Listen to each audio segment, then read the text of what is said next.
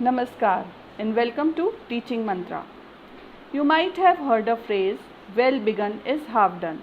यानी अच्छी शुरुआत आपके काम को आसान बना देती है. In the context of teaching, a good introduction of a lesson is a strong start in achieving the success. When a teacher begins a lesson with enthusiasm, clarity and determination, he attains the desired outcomes. So today our lesson is skill of introduction. A good introduction means students के interest को capture करना.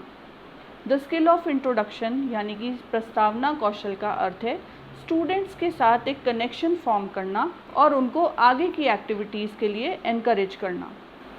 Teachers presentation के समय students का ध्यान आकर्षित करने, interest develop करने, क्यूरियोसिटी डेवलप करने, स्टूडेंट्स के माइंड को कंट्रोल करने, उनकी प्रीवियस नॉलेज को चेक करने तथा जो भी इस प्रकार की एक्टिविटीज़ करते हैं उसे प्रस्तावना कौशल स्किल ऑफ इंट्रोडक्शन या स्किल ऑफ सेट इंडक्शन कहते हैं.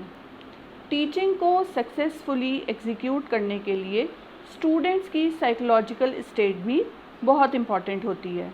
टीचिंग किसी भी सब्जेक्ट की हो, जब तक स्टूडेंट्स उसमें इंटरेस्ट ना लें या वो सेल्फ मोटिवेटेड ना हो तब तक टीचिंग अच्छे ढंग से एग्जीक्यूट नहीं हो सकती जितना कि वे हो सकती है या की जा सकती है. तो इस प्रकार skill of introduction, set induction या प्रस्तावना कौशल की अपनी एक इम्पॉर्टेंस होती है.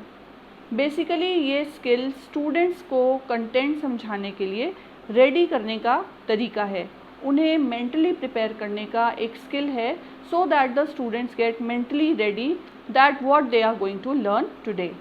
Now what are the objectives of skill of introduction? यानी कि प्रस्तावना कौशल के उद्देश्य क्या हैं? सबसे पहला और मोस्ट इम्पॉर्टेंट है to focus the attention of the students, यानी कि विद्यार्थियों के ध्यान को केंद्रित करना. टीचर स्कूल में बहुत सारी क्लासेस लेने के लिए जाते हैं और कभी उनका पीरियड मॉर्निंग का होता है, कभी उनका सेकंड पीरियड होता है, कभी ब्रेक से पहले का, कभी ब्रेक से बाद का और कई बार लास्ट पीरियड भी होता है. तो students are always in a messy mood. तो इसीलिए इम्पॉर्टेंट है कि स्टूडेंट्स की अटेंशन को ग्रैब करना. That is why skill of introduction is very important. अगला उद्देश्य है कि to develop the curiosity among the students, यानी कि छात्रों में जिज्ञासा जागृत करना कि आज वे क्या पढ़ने जा रहे हैं. Next is to inspire the students for new knowledge, यानी कि छात्रों को नवीन ज्ञान लेने के लिए प्रेरित करना.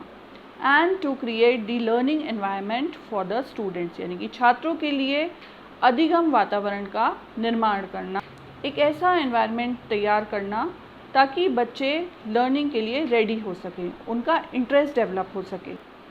Questions should be in brief, यानी कि प्रश्नों का आकार संक्षिप्त और छोटा होना चाहिए, यानी कि बहुत लंबे लंबे क्वेश्चंस पुटअप करने वो एडवाइजेबल नहीं है. The introduction should lead from previous to new knowledge, यानी कि इंट्रोडक्शन हमेशा पूर्व ज्ञान से नवीन ज्ञान की ओर अग्रसर होना चाहिए. Next is the answer to the propose question should form a next question, यानी कि प्रश्न का जो उत्तर होता है उससे अगले प्रश्न का गठन होना चाहिए. Next is question should not be ambiguous, यानी कि प्रश्न द्विअर्थी नहीं होना चाहिए. क्वेश्चंस डबल मीनिंग वाले नहीं होने चाहिए कि बच्चे कंफ्यूज हो जाएं कि हमें क्या आंसर देना है.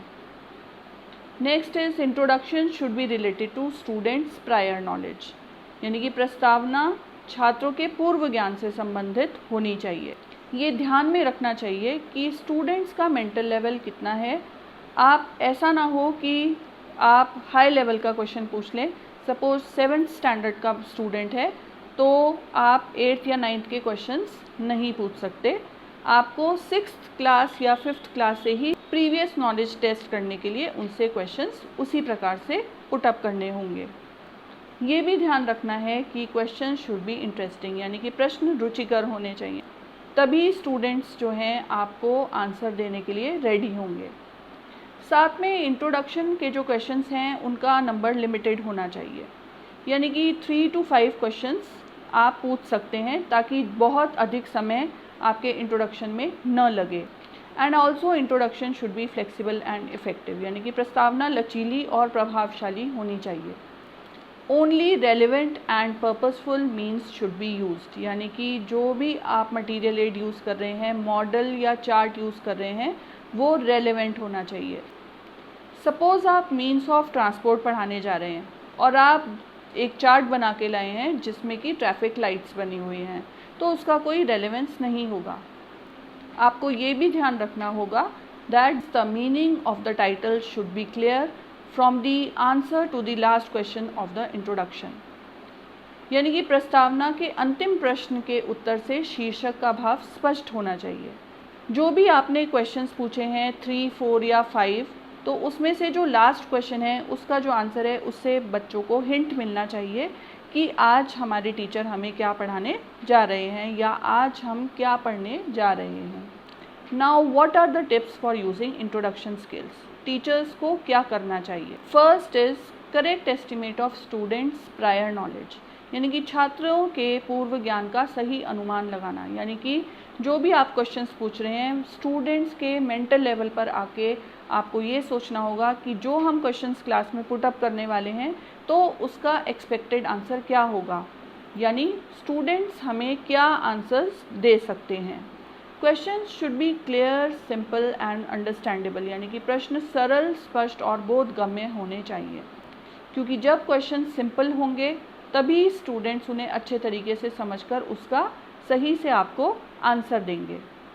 Questions should be relevant, purposeful and in series, यानी कि क्वेश्चंस पर्पसफुल होने चाहिए और एक सीरीज़ में होने चाहिए, एक के बाद एक जो उसका क्वेश्चंस का सीक्वेंस है वो प्रॉपर होना चाहिए।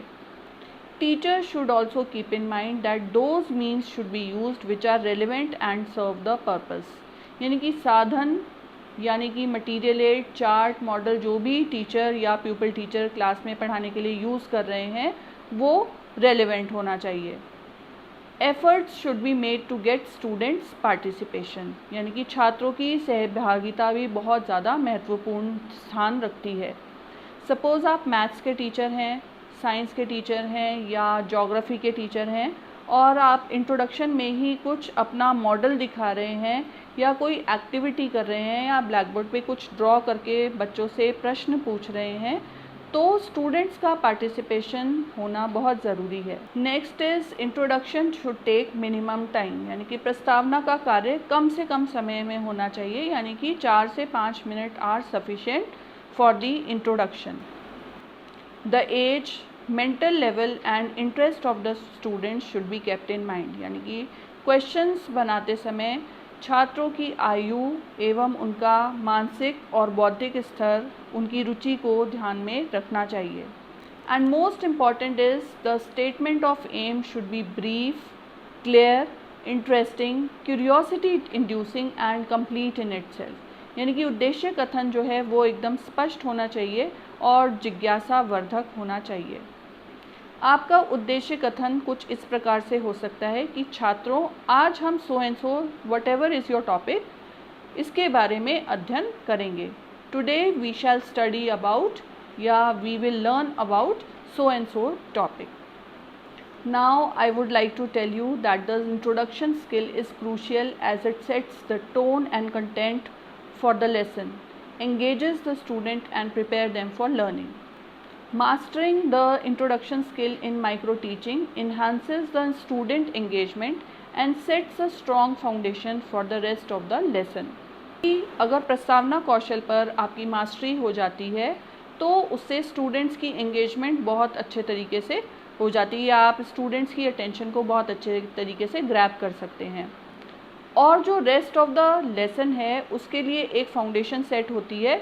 एक बार जब टीचर ने स्टूडेंट्स की अटेंशन को होल्ड कर लिया तो आगे का लेसन भी पढ़ाने में टीचर को आसानी रहती है। The skill of introduction in different subjects would be discussed in my upcoming videos.